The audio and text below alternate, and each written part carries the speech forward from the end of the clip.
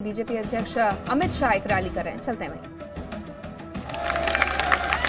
उनके दामाद की कंपनियों के पास एक कमीशन पहुंचा है गांधी नेहरू फैमिली के दामाद के, और उसमें से क्या किया, अपने बीकानेर में 150 हेक्टर जमीन खरीदी और 150 हेक्टर जमीन पौने पौने दाम पर खरीदकर उसके अरबों करोड़ों रुपया ये दामाद की कंपनी के खाते में गया है। दामाद की कंपनी के खाते में।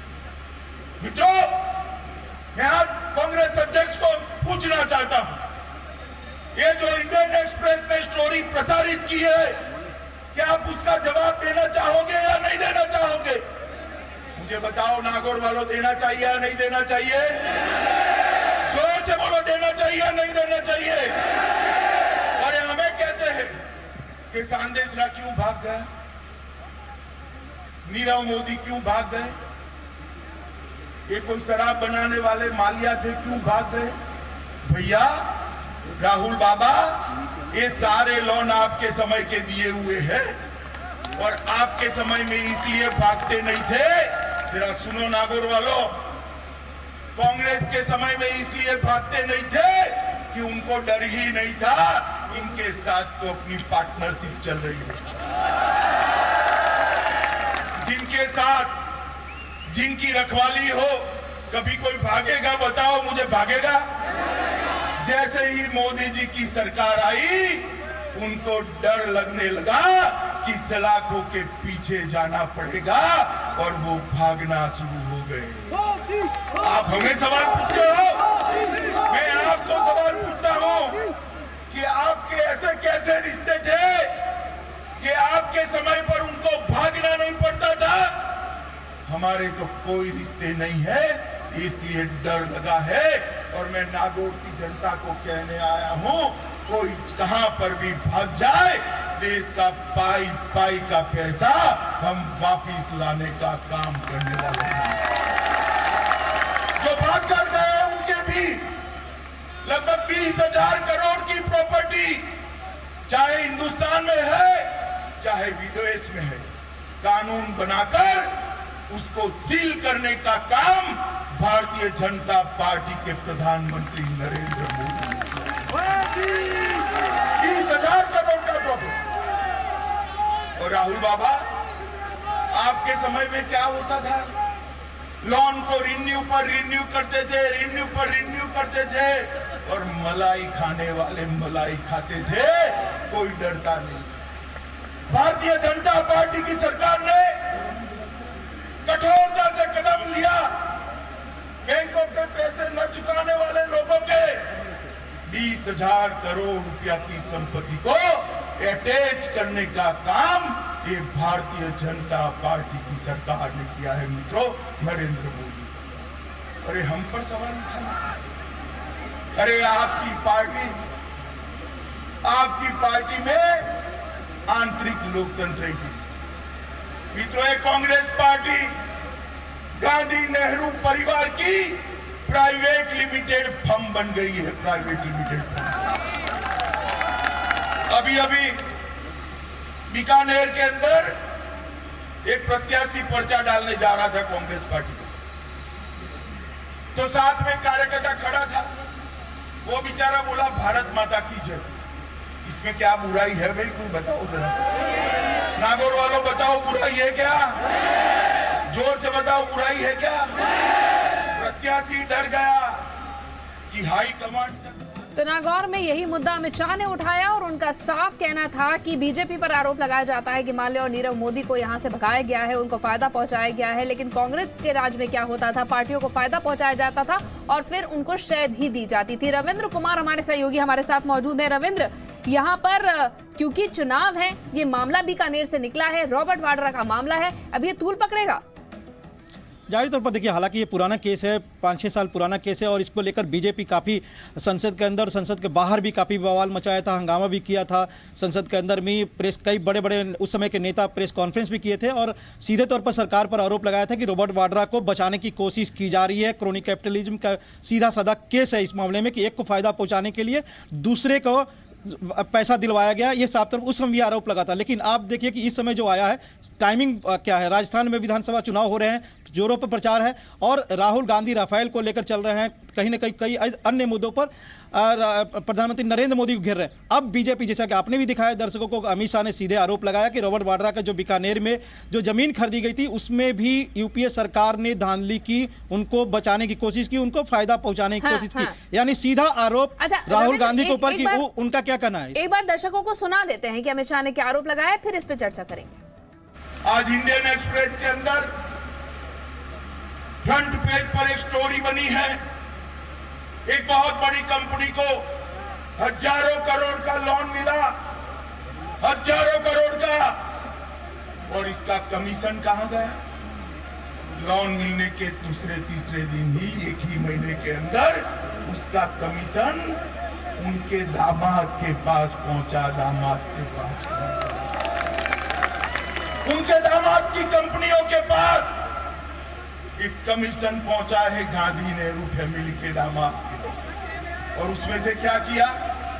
अपने बीकानेर में 150 हेक्टेयर जमीन खरीदी और 150 हेक्टेयर जमीन पौने पौने दाम पर खरीदकर उसके अरबों करोड़ों रुपया ये दामाद की कंपनी के खाते में गया है, दामाद की कंपनी के खाते। मित्रों, मैं आज कांग्रेस अध्यक्ष को पूछना चाहता हूं, ये जो इंडियन एक्सप्रेस ने स्टोरी प्रसारित की है, क्या आप उसका जवाब देना चाहोगे या नहीं देना चाहोगे? मुझे बताओ, नागौर वालों, देना चाहिए या नहीं देना चाहिए? जोर से बोलो, देना चाहिए या नहीं देना चाहिए? और हमें कहते हैं कि सांदेशरा क्यों भाग गया,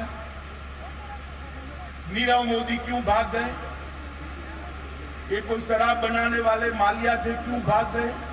भैया राहुल बाबा, ये सारे लोन आपके समय के दिए हुए हैं और आपके समय में इसलिए भागते नहीं थे। जरा सुनो नागौर वालों, कांग्रेस के समय में इसलिए भागते नहीं थे कि उनको डर ही नहीं था, इनके साथ तो अपनी पार्टनरशिप चल रही है। जिनके साथ जिनकी रखवाली हो, कभी कोई भागेगा? बताओ मुझे, भागेगा? जैसे ही मोदी जी की सरकार आई, उनको डर लगने लगा कि सलाखों के पीछे जाना पड़ेगा और वो भागना शुरू हो गए। आप हमें सवाल पूछते हो, मैं आपको सवाल पूछता हूं कि आपके ऐसे कैसे रिश्ते थे कि आपके समय पर उनको भागना नहीं पड़ता था? हमारे तो कोई रिश्ते नहीं है, इसलिए डर लगा है। और मैं नागौर की जनता को कहने आया हूं, कोई कहां पर भी भाग जाए, देश का पाई पाई का पैसा हम वापिस लाने का काम करने वाले हैं। तो रविंद्र कुमार हमारे साथ बने हुए। रविंद्र, जैसा कि हम बात ही कर रहे थे कि मामला भले ही पुराना हो, लेकिन ऐसे टाइम पर उठ के आया है कि इसका पूरा चुनावी फायदा उठाया जा रहा है।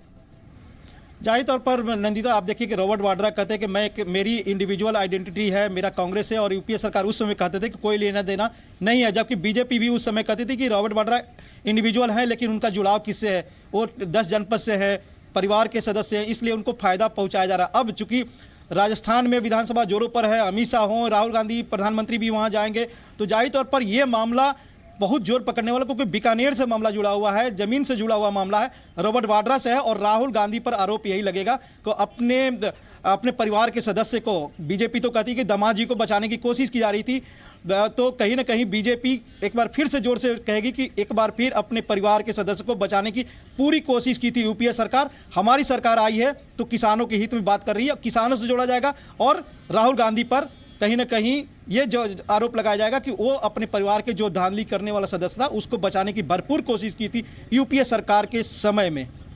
बिल्कुल, और जैसा कि लगातार हम कह रहे हैं कि कितना भी कांग्रेस से मुद्दे उठा ले, राफेल की बात उठा ले, नीरव मोदी माल्या की बात उठा ले, लेकिन जब रॉबर्ट वाड्रा का मामला आता है तो कोई भी बात, कोई भी सफाई या उनके कोई भी उसकी डिफेंड करने के लिए बयान नहीं आता है कांग्रेस की तरफ से। देखिए, कांग्रेस तो कहती है कि रॉबर्ट वाड्रा से हमारा कोई लेना देना नहीं है और वो जो भी जवाब होगा वो देंगे, और रॉबर्ट वाड्रा हमेशा देते रहे। उन्होंने चुनौती भी दिया होगा, आपने देखा होगा सीधे बीजेपी को और सरकार को चुनौती दिया था कि हम अगर कोई गलत किया तो हमारे खिलाफ कार्रवाई क्यों नहीं करती है सरकार। और बात सही है कि फरीदाबाद हो, गुड़गांव हो या बीकानेर हो, कई जगह जमीन का आरोप बीजेपी लगाते रही है।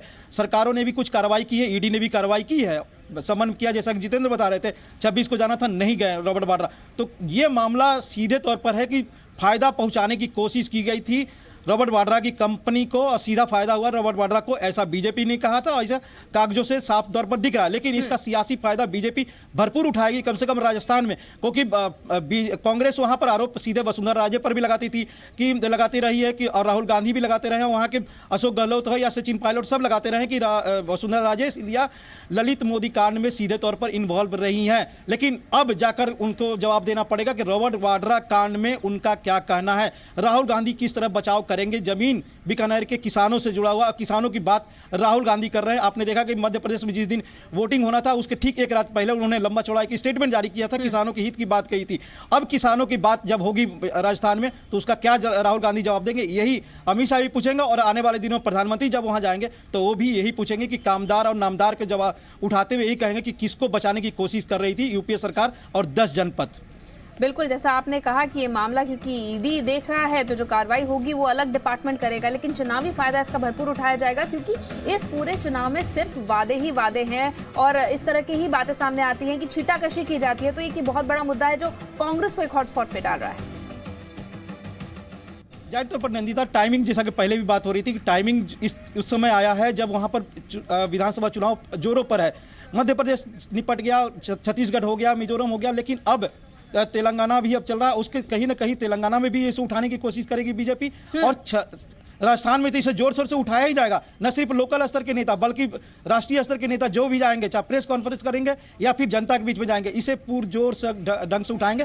और राहुल गांधी के लिए सबसे मुश्किल होगा इसका जवाब देना, क्योंकि परिवार के सदस्य से जुड़ा हुआ है, उनके अपने परिवार के सदस्य से, और किसान के जमीन से जुड़ा हुआ मामला है, यूपीए सरकार के समय का जुड़ा हुआ मामला है। बचाव करना काफी मुश्किल होगा। बिल्कुल, तो तमाम मुद्दों पर जिसमें कांग्रेस घेरती थी बीजेपी को, चाहे वो किसान का मामला हो या फिर रफाल हो या नीरव मोदी हो, उन सब पर कहीं ना कहीं वो बैकफुट पर आ गई है। शुक्रिया रविंद्र जानकारी देने के लिए। तो 7 तारीख को वोट डाले जाएंगे राजस्थान में और उससे पहले ये मुद्दा आप काफी चुनावी सभा में सुनने वाले हैं।